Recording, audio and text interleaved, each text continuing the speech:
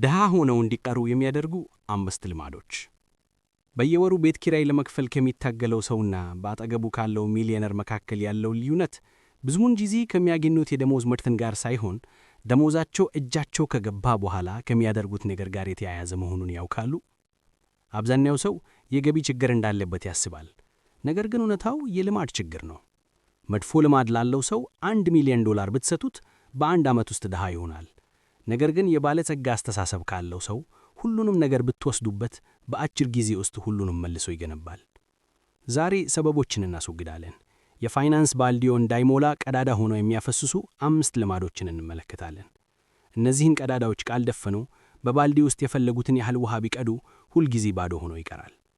ወደ እነዚህ የድህነት ወጥመዶች ከመግባታችን በፊት አንድ ውለታ ለራሳቸው አድርጉ። የሰብስክራይብ ምልክቱን በመጫን አስተሳሰባቸውንና ገንዘባቸውን ለመቆጣጠር የቆረጡ ሰዎች ማህበረሰብ ይቀላቀሉ።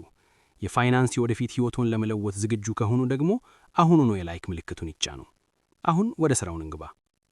ልማድ 1 ጊዜን ለምቾት እንጂ ለሀብት አለመለወጡ። ቅልጥፍና ውስጥ እንዲቀሩ የሚያደርጋችሁ የመጀመሪያው ልማድ የምቾት ወጥመድ የሚለው ነው። አብዛኛው ሰው በሳምንት 40 ሰዓት የሚሰራው በሳምንቱ መጨረሻ ምንም ነገር ላለማድረግ የሚያስችለውን ገንዘብ ለማግኘት ብቻ ነው። ደሞዛቸውን ገዝተው እንደ ሱቅ እንደወጡ ዋጋቸው በሚቀንስ ነገሮች ላይ ያጠፋሉ። በብራንድ ልብሶች፣ በአዳዲስ ስልኮች ወይም ደግሞ የማይወዷቸውን ሰዎች ለማስደመም በሚደረጉ ውድ የምሽት ወጪዎች። ባለጸጋ ሰዎች ለምቾት አይሰሩም። እነሱ የሚሰሩት ለነጻነት ነው።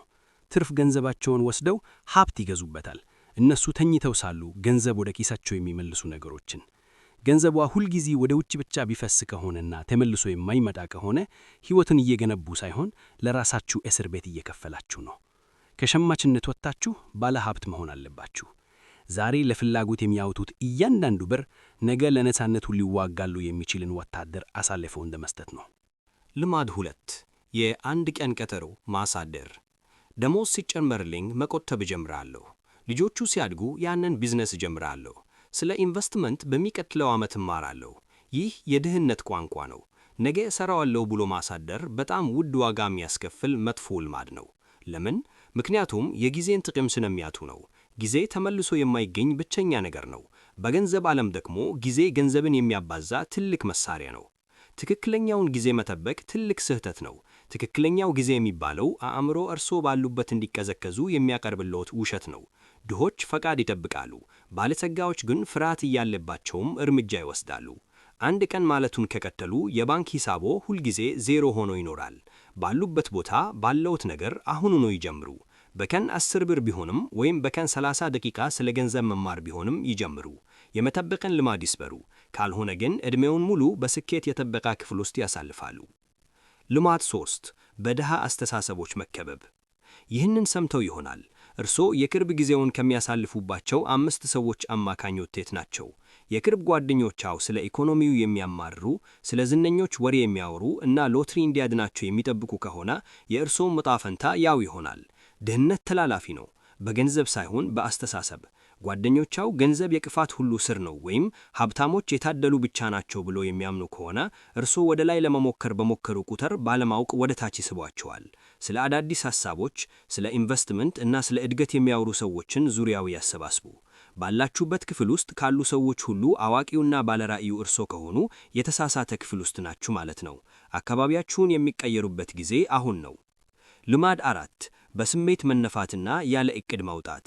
የተፈጠርንበት ዓለም እርሶን ድሃ ለማድረግ የታቀደ ነው። በስልካችሁ ላይ የሚመጡ ማስታወቂያዎች ሁሉ በባንክ ሂሳባችሁ ላይ የሚሰነዘሩ የስነ ልቦና ጥቃቶች ናቸው። 4ኛው ልማድ ስሜታችሁ ወጪያችሁን እንዲቆጣጠር መፍቀድ ነው። በሥራ ቦታ መጥፎ ቀን ነበረውት፣ ራሴን መካስ አለብኝ ብለው ያወጣሉ። ደበራችሁ፣ ገበያ ለመዞር ይወጣሉ። ይህ በድንገተኛ ስሜት የሚመራ ባህሪ ወደ ጥልቁ የሚወስድ መንገድ ነው። ባለጸጋዎች የቅንጦት ዕቃዎችን የሚገዙት በመጨረሻ ነው። ድሆች ግን በመጀመሪያ ይገዛሉ። አንድን ነገር በስሜት ሲገዙ ገንዘቦን ብቻ ሳይሆን ሀብት ለመገንባት የሚያስፈልገውን ዲሲፕሊን እያጡ ነው። አስፈላጊ ያልሆነን ነገር ከመግዛትዎት በፊት 48 ሰዓት ይታገሱ። ብዙውን ጊዜ ስሜቱ ይጠፋል። ያንንም ነገር እንደማያስፈልጉ ይረዱታል። ስሜቶን ይቆጣጠሩ። ካልሆነ ግን ስሜቶ ድሃ ያደርጓታል። ልማድ 5 ስለ ፋይናንስ ዕውቀት መሸሽ። የመጨረሻውና አደገኛው ልማድ ስለ ገንዘብ ማወቅ አያስፈልገኝም ብሎ ማመን ነው። አብዛኛው ሰው 16 ዓመት በትምህርት ቤት የሚያሳልፈው ለደሞዝ እንዴት እንደሚሰራ ለመማር ነው። ነገር ግን ደሞዙ ለሱ እንዴት እንደሚሰራለት ለመማር 1 ሰዓት እንኳን አይሰጠም። ገንዘባቸውን የት እንደሚሄድ ሳይረዱ ለባንኮች ወይም ለባለሙያዎች አሳልፈው ይሰጣሉ። ግብር እንዴት እንደሚሰራ፣ የዋጋ ግሽፈት ቁጠባውን እንዴት እንደሚበላው ካላወጉ ሕጉን የማታውቁትን ጨዋታ እየተጫወቱ ነው። በዚያ ጨዋታ ደግሞ ሁል ጊዜ የሚያሸንፈው ሕጉን የሚያውቀው ሰው ነው። ድህነት በእውቀት ማነስ ላይ ይበቅላል፣ ሀብት ግን በእውቀት ላይ ይገነባል። ማንበብን፣ ትምህርታዊ ቪዲዮዎችን ማየትንና የገንዘብን አካሄድ መረዳትን ልማድ ያደርጉ። ሊያደርጉት የሚችሉት ከሁሉ የተሻለ ኢንቨስትመንት በጭንቅላቶች ውስጥ የሚያስቀምጡት ዕውቀት ነው። እነዚህን 5 ልማዶች መስበር ቀላል አይደለም። በመስተዋት ውስጥ ራሱን ማየትና ለራሱ እንቅፋት እንደነበረው ማመን ይጠይቃል። ነገር ግን ኃላፊነት የወሰዱበት ቅጽበት ሕይወቶን መቆጣጠር የጀመሩበት ቅጽበት ነው።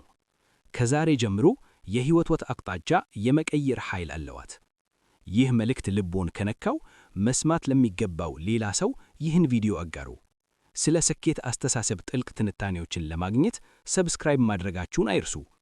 ከነዚህ 5 ልማዶች ውስጥ የእርሶ ትልቁ ፈተና የትኛው ነው? ከታች ባለው ኮሜንት ይነግሩኝና እንወያይ። ስኬት እንዲሁ በአጋጣሚ የሚከሰት ነገር አይደለም፣ በልማዶቹ የሚገነባ ውጤት ነው። የልማዶቹ ሰለባ መሆናችሁን ያቁሙና የወደፊት ሕይወታችሁ መሐንዲስ ይሁኑ። እነዚህን 5 ልማዶች መስበር ቀላል አይደለም። በመስተዋት ውስጥ ራስን ማየትና ለራሱ እንቅፋት እንደነበሩ ማመን ይጠይቃል። ብዙዎቻችን ድህነትን እንደ ዕጣ ፈንታ እናያለን። ነገር ግን እውነታው ድህነት በየቀኑ በምንመርጣቸው ትናንሽ ውሳኔዎች ድምር ውጤት ነው። ዛሬ ጠዋት ስትነቁ ስልካችሁ ላይ የምታሳልፉት ሰዓት፣ ለጤናማ ምግብ የምትሰጡት ትኩረት እና ከማን ጋር እንደምትውሉ የምታደርጉት ምርጫ የወደፊት ማንነታችሁን እየሳለ ነው። ወዳጄ፣ ማንም መጥቶ አያድንህም። መንግስት፣ ቤተሰብ ወይም ዕድል እንዲገይሩ አትጥበቅ። ለውጥ የሚጀምረው ይበቃኛል ብለህ ስትቆርጥ ነው። ዛሬ የምትከፍለው መስዋዕትነት ነገ ለምትኖረው የነጻነት ሕይወት መክፈያ ነው። አዎ፣ ጓደኞችህ ሊርቁ ይችላሉ፣ ስትጣራ ሊያሾፉብህ ይችላሉ። ነገር ግን አስታውስ፣ ከአማካይ ሰው ጋር ከዋልክ አማካይ ሕይወት ነው የሚኖርህ። ልዩ መሆን ከፈለክ ልዩ ዋጋ መክፈል አለብህ። ስኬት እንዲሁ በአጋጣሚ የሚከሰት ነገር አይደለም፣ በልማዶቹ የሚገነባ ውጤት ነው። የልማዶቹ ሰለባ መሆኑን ያቁሙና የወደፊት ሕይወቱን መሐንዲስ ይሁኑ። ኃላፊነት የወሰዱበት ቅጽበት ሕይወቱን መቆጣጠር የጀመሩበት ቅጽበት ነው። ከዛሬ ጀምሮ የሕይወቱን አቅጣጫ የመቀየር ኃይል አለዎት። ይህ መልእክት ልቦን ከነካው መስማት ለሚገባው ሌላ ሰው ይህን ቪዲዮ ያጋሩ። ስለ ስኬት አስተሳሰብ ጥልቅ ትንታኔዎችን ለማግኘት ሰብስክራይብ ማድረጋችሁን አይርሱ። ከነዚህ ልማዶች ውስጥ የእርሶ ትልቁ ፈተና የትኛው ነው? ከታች ባለው ኮሜንት ይንገሩኝ እና እንወያይ። ስለተመለከታችሁ አመሰግናለሁ። በሚቀጥለው ቪዲዮ እንገናኝ።